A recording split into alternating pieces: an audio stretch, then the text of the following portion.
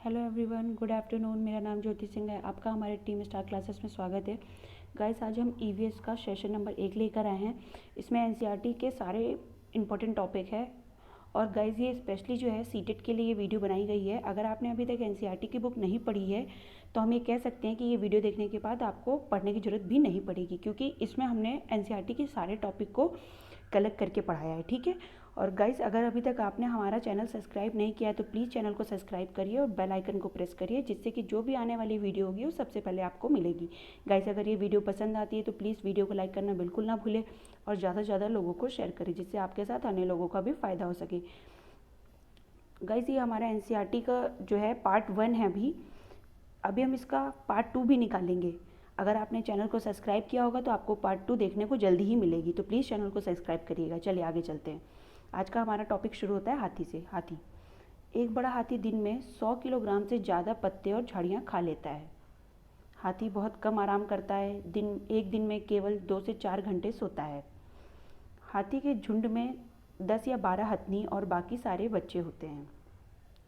Guys, हाथी का topic जो है वो सीटेट के लिए बहुत ही ज़्यादा इंपॉर्टेंट है। हाथी के बारे में आपको, उसकी जीवन शैली, उसकी विशेषताओं के बारे में आपको पता होना चाहिए। एक दो पॉइंट इसमें नहीं लिखे हैं, वो मैं आपको बताती हूँ। हाथी के कान देखने में तो बड़े होते हैं, लेकिन उसकी अपेक्षा उनकी जो सुनने की क्षमता होती है वो बहुत कम होती है। ठीक है। हाथियों को साफ़ सफाई बहुत पसंद होती है और वो रेगुलर नहाना पसंद करते हैं। ठीक है। जो एक हाथी होता है वो जब वो 12 से 15 साल की अवस्था में आता है तो वो झुंड को छोड़ देता है। ठीक। चलिए आगे चलते हैं। एनसीएफ 2005। एनसीएफ 2005 के अनुसार कक्षा 3 से 5 तक के पर्यावरण अध्ययन को 6 थीमों में विभाजित किया गया है, जो इस प्रकार है। 1. परिवार एवं मित्र। 2. भोजन। 3. पानी। 4. आवास। 5. यात्रा। 6. हम चीज़ें कैसे बनाते हैं। गाइज, इसमें क्वेश्चन इस तरीके से पूछ लेता है कि मान लीजिए बोल दिया कि एनसीएफ 2005 में निम्नलिखित थीमों में से कौन सी एक थीम नहीं है। आपको 3 इनमें से दे देगा और एक बाहर से कुछ लिख के दे देगा। आपको अगर ये चीज़ें पता होंगी तो आप आसानी से पहचान सकेंगे। ठीक है। चलिए आगे चलते हैं। ब्रेन लिपि। एक मोटे कागज पर एक नुकीले चीज़ से 6 बिंदुओं को उभारा जाता है। फिर उभरे हुए बिंदुओं पर उंगलियों के सहारे इन्हें स्पर्श करते हुए पढ़ाया जाता है। यह ब्रेन लिपि कहलाती है। ठीक है। फ्रांस के लुइस ब्रेल ने ब्रेन लिपि का आविष्कार किया था। यह स्क्रिप्ट 6 बिंदुओं पर आधारित होती है। ठीक है। ये 6 बिंदुओं पर ये पूरी भाषा आधारित है। और गाइस, ये जो फ्रांस के लुइस ब्रेल थे, ये बचपन में इनके पिताजी के औजारों से खेल रहे थे और ये अंधे हो गए थे, लेकिन इनके अंदर पढ़ने की इतनी ज़्यादा ललक थी या क्षमता थी कि इन्होंने इस भाषा का आविष्कार किया। ठीक है। चलिए आगे चलते हैं। गाइस, महत्वपूर्ण नृत्य। ये सीटेट के साथ अन्य पेपरों के लिए भी बहुत ज़रूरी है। ठीक है। देखते हैं। भरतनाट्यम तमिलनाडु। कथकली केरल। कुचिपुड़ी आंध्र प्रदेश। कथक कहाँ का? उत्तर भारत। मोहिनी अड्डम कहाँ? केरल। बिहू असम। ठीक है। रेगिस्तानी ओक। चलिए शुरू कर दें। ऑस्ट्रेलिया में रेगिस्तानी ओक पेड़ पाया जाता है जिसकी ऊंचाई 11 से 12 फीट होती है और इनकी पत्ती बहुत कम होती है। ठीक है। ये पूछ लेगा कि रेगिस्तानी ओक कहाँ पाए जाते हैं, तो आपको पता होना चाहिए ईस्ट ऑस्ट्रेलिया में पाए जाते हैं। ठीक है। कभी कभार इनकी लंबाई भी पूछ ली जाती है कि कितनी ऊंचाई में होते हैं। ठीक। आगे चलते हैं। इसकी जड़ें ज़मीन के अंदर 250 से 300 फीट तक जाती हैं जब तक पानी तक ना पहुंच जाए।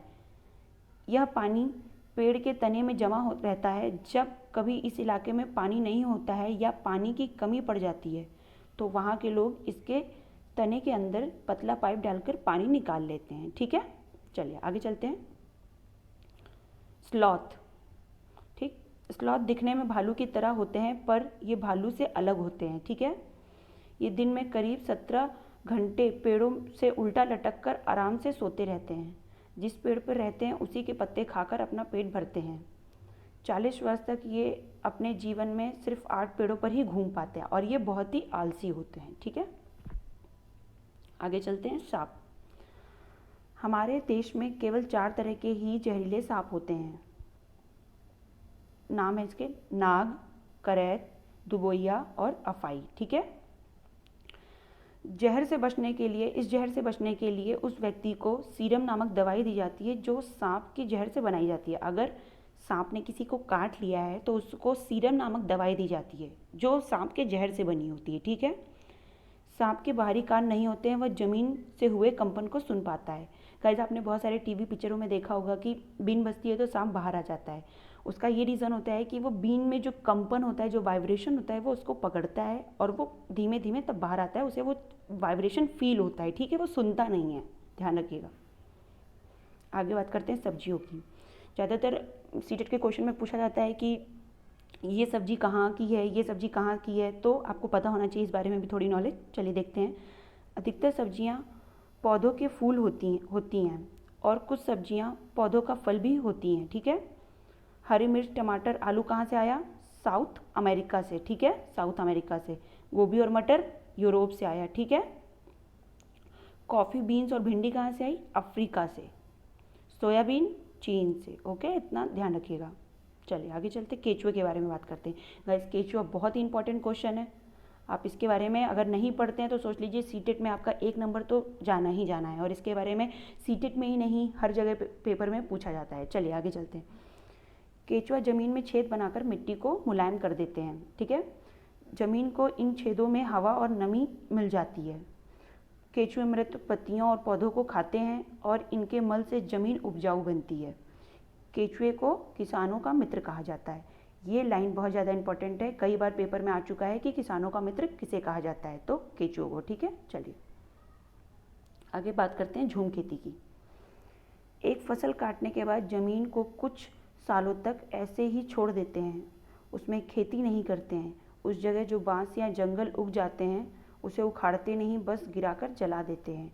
यह राख ज़मीन में खाद का काम करती है, ठीक। फसल के समय भी अनचाही घास और पौधों को उखाड़ते नहीं हैं, उन्हें गिरा देते हैं ताकि वे ज़मीन में मिट्टी में मिल जाएं। गाइस, जो झूम खेती होती है वो पहाड़ी इलाकों में होती है, ठीक है। तो वहाँ के लोग क्या करते हैं कि एक भूमि पे कुछ टाइम तक खेती करते हैं और जब उनको लगता है कि यहाँ की जो उपजाऊ क्षमता है वो कम हो गई है तो वो उसे छोड़ देते हैं। जब नष्ट हो जाती है उपजाऊ क्षमता तो उसे छोड़ देते हैं और वो दूसरी ज़मीन पे चले जाते हैं। फिर जब उस ज़मीन पे जो उपजाऊ नहीं है, उस ज़मीन पे जब घास या झाड़ियाँ उगती हैं तो उन्हें काटते नहीं हैं, बस उन्हें काट वहाँ पे गिरा के जला देते हैं। और जो वो होती है, जो वहाँ की राख होती है, वो वहाँ उपजाऊ भूमि बनाने का कार्य करती है, ठीक है। आगे चलते हैं। पौधों को उखाड़ते नहीं बल्कि उन्हें गिरा देते हैं ताकि वे ज़मीन में मिट्टी में मिल जाएं, इससे भी ज़मीन उपजाऊ बनती है, ठीक है। फसल पकने पर गांव में सबसे बड़ा त्यौहार मनाया जाता है जिसे चिराओ नाच भी कहते हैं। जब यहाँ की फसलें पक जाती हैं तो लोग त्यौहार मनाते हैं और उस त्यौहार को चिराओ नाच भी कहा जाता है, ठीक है। ये ध्यान रखिएगा, ये इंपॉर्टेंट है। स्थानांतरित खेती या झूम खेती उत्तर पूर्वी पर्वतीय या आदिवासी क्षेत्रों में की जाती है। इन्हें जनजातीय कृषि भी कहा जाता है। ये ध्यान रखिएगा कि इन्हें क्या कहा जाता है, जनजातीय कृषि भी। ये पूछ सकता है कि जनजातीय कृषि किन क्षेत्रों में होती है, तो आप तो पढ़ के गए होंगे झूम खेती, लेकिन अगर वहाँ पे नाम बदल के दे देता है तो आपको पता होना चाहिए कि जनजातीय कृषि को ही झूम कृषि भी कहते हैं, ठीक है। चलिए अगला टॉपिक है परिवार। गाइस, परिवार में केवल 2 तरीके से क्वेश्चन पूछे जाते हैं, या तो एकल परिवार होगा और या तो संयुक्त परिवार होगा, ठीक है। आपको पता है एकल परिवार में क्या होते हैं, पेरेंट्स होते हैं, उनके बच्चे होते हैं, माँ बाप और उनके बच्चे, ठीक है। और संयुक्त परिवार में बहुत लंबी फैमिली होती है, दादा दादी, चाचा चाची, बुआ, माँ बाप, बच्चे, नाना नानी, सभी को जोड़ लिया जाए तो वो संयुक्त परिवार होते हैं, ठीक है। चलिए आगे चलते हैं। बरगद के पेड़ की लटकन उनकी जड़ें होती हैं, ये टहनियों से निकलती हैं और बढ़ते बढ़ते ज़मीन के अंदर चली जाती हैं, ठीक है। यह मजबूत खंभों की तरह पेड़ों को सहारा देती हैं। चलिए आगे चलते हैं। नेपेंथीज, ठीक है। नेपेंथीज नामक पौधा इंडोनेशिया, ऑस्ट्रेलिया और भारत के मेघालय में पाया जाता है। गाइस, सबसे पहले पेपर में कई बार ये पूछा गया है कि नेपेंथीज जो नामक पौधा है वो भारत में कहाँ पाया जाता है। आपको ऑप्शन दे देंगे महाराष्ट्र, गुजरात या मेघालय, कहीं भी, तो आपको पता होना चाहिए कि भारत के मेघालय में पाया जाता है, ठीक है। और अगर ये पूछता है कि भारत के बाहर कहाँ पाया जाता है तो इंडोनेशिया और ऑस्ट्रेलिया में। यह पौधा कीड़े मकोड़े और छोटे जीवों का शिकार करता है, ठीक है। यह पौधा लंबे घड़े जैसा दिखता है जिसके ऊपर पत्ती का ढक्कन लगा होता है और इसमें से खुशबू निकलती है जिसकी वजह से कई कीड़े उसके अंदर फंस जाते हैं। ठीक है, चलिए असम की बात करते हैं। गाइस इसमें हमें सभी राज्यों के बारे में कुछ बात करनी है, लेकिन अभी फ़िलहाल हम असम के बारे में बात करते हैं। असम में जो घर ज़मीन से 10 से 12 फीट ऊपर होते हैं, ऊंचाई में बनाने की वजह भारी बारिश होती है। ठीक है, यहाँ पे भारी बारिश होती है, इस वजह से ये लोग घर को ज़मीन से 10 या 12 फीट की ऊंचाई पे बनाते हैं। ये बांस के बनाए जाते हैं और अंदर भी लकड़ियों का प्रयोग होता है। असम में बांस तथा रस्सी के पुल बनाए जाते हैं। ठीक है, यहाँ के जो पुल होते हैं वो बांस और रस्सी के बने होते हैं। बच्चे उसी पुल से, या जो भी लोग होते हैं वो स्कूल जाते हैं या जहाँ भी जाना होता है वो उसी पुल का प्रयोग करते हैं। यहाँ बारिश बहुत अधिक होती है, कभी कभी घुटनों तक पानी भर जाता है। यहाँ बांस को गरीबों का टिम्बर भी कहते हैं।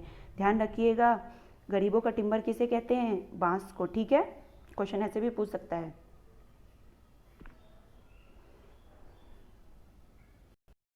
अगला टॉपिक है कर्णम मल्लेश्वरी।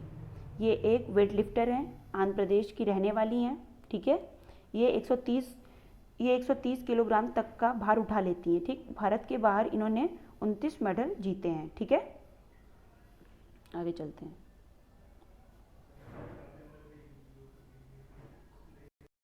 गाइस आगे चलते हैं, बात करते हैं लिंग हू फेन। सांप के मांस से बनाया जाने वाला पकवान है जिसे हांगकांग में खाया जाता है। ठीक है, ये हांगकांग में खाए जाने वाला पकवान है। ठीक है, सांप के मांस से बनाया जाता है, ध्यान रखिएगा। लोहा गुड़, आंवला और हरे पत्तेदार सब्जियों में मिलता है। लोहा मतलब आयरन, आयरन की बात हो रही है यहाँ पे। ठीक है, जैसे होता है ना कि डॉक्टर कहते हैं कि आपके अंदर आयरन की कमी, तो क्या खाना चाहिए उस टाइम? गुड़, आंवला और हरे पत्तेदार सब्जी। ठीक है, चलिए आगे चलते हैं। चीलबाज और गिद्ध। चीलबाज और गिद्ध हमसे 4 गुना अधिक दूर तक देख। गिद्ध मरे हुए जानवरों को खाकर जगह साफ कर देता है और आकाश में उड़ जाता है। ठीक है, उल्लू। ठीक है, उल्लू के बारे में बात करते हैं। उल्लू अपनी गर्दन पीछे तक घुमा लेता है और जो मैना होती है वो अपनी गर्दन झटके से पीछे घुमाती है। ठीक है, झटके से आगे पीछे करती है, घुमाती नहीं है, वो झटके से केवल आगे पीछे करती है। और फाख्ता जो फक्ता होता है ये कैक्टस या कांटों के बीच या मेहंदी की मेड़ के बीच अपना घोंसला बनाता है। ठीक है गाइस, अगर आपको ये वीडियो पसंद आ रही हो और आप उम्मीद करते हैं कि इसकी सेकंड पार्ट आए तो प्लीज़ आप कमेंट करिएगा और वीडियो को ज़्यादा से ज़्यादा शेयर करिएगा और लाइक करिएगा, और हम इसकी जल्द ही सेकंड पार्ट लेकर आएंगे। Thank you guys.